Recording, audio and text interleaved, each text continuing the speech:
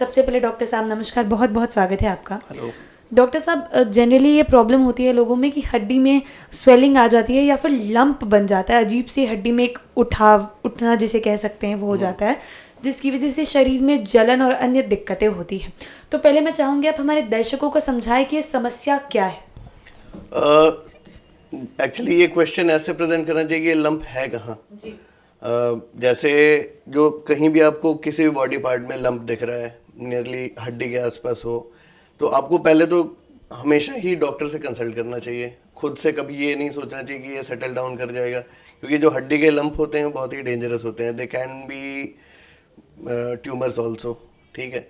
तो वैसे में क्या होता है कि हमें डिफ्रेंशिएट ये करना पड़ता है कि वो वाकई में हड्डी से अराइज हो रहा है या फिर वो मांस के अंदर है, ठीक है। और दोनों ही के वैरायटीज़ होते हैं, तो वो सिर्फ डॉक्टर और क्लिनिकल एग्जामिनेशन और भी बहुत सारे इन्वेस्टिगेशन उन्हीं से असेस हो सकता है।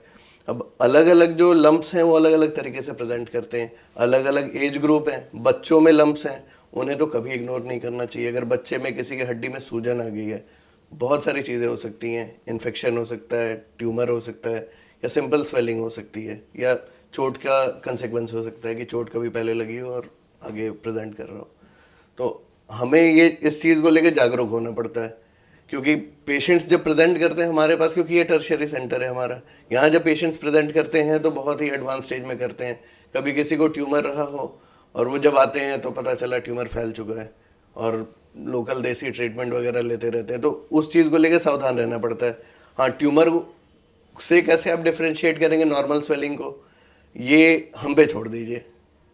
लेकिन हाँ, कोई भी ट्यूमर को आपको सीरियसली लेना पड़ेगा, किसी भी स्वेलिंग को आपको सीरियसली लेना पड़ेगा। बेसिक चीज़ ये है कि हमारा जो अभी अडल्ट वाला एज ग्रुप है, इस कंडीशन में बहुत कम ही लंप प्रेजेंट करते हैं। बहुत कम जो पेशेंट आएंगे कि भाई थोड़ी स्वेलिंग आ गई, उनमें मतलब हम जनरली पब्लिक इग्नोर भी करती है। बच्चों में थोड़े जागरूक होते हैं, आते हैं हमारे पास, लेकिन हमारे वाले एज ग्रुप में नहीं आते हैं। लेकिन ऐसा नहीं है, उनके लिए भी आना चाहिए। तो लंप बेसिकली जो हमारे सॉफ्ट टिश्यू से आते हैं उनका ट्रीटमेंट हम अलग तरीके से डिसाइड करते हैं। जो बोन से आते हैं उनका ट्रीटमेंट हम अलग तरीके से डिसाइड करते हैं। हर सॉफ्ट टिश्यू स्वेलिंग को हम पहले तो प्रोसीड करते हैं क्लिनिकल एग्जामिनेशन से, छू के पता लगाते हैं। फिर उसके बाद हम उस पर कुछ जांचें कराते हैं, लाइक एक्सरे, एमआरआई, और भी स्कैन्स होते हैं, सीटी स्कैन वगैरह सारे होते हैं। तो वो चीज़ें आप कराते हैं। उसके लिए आपको एक स्पेशलिस्ट डॉक्टर से कंसल्ट करना पड़ता है।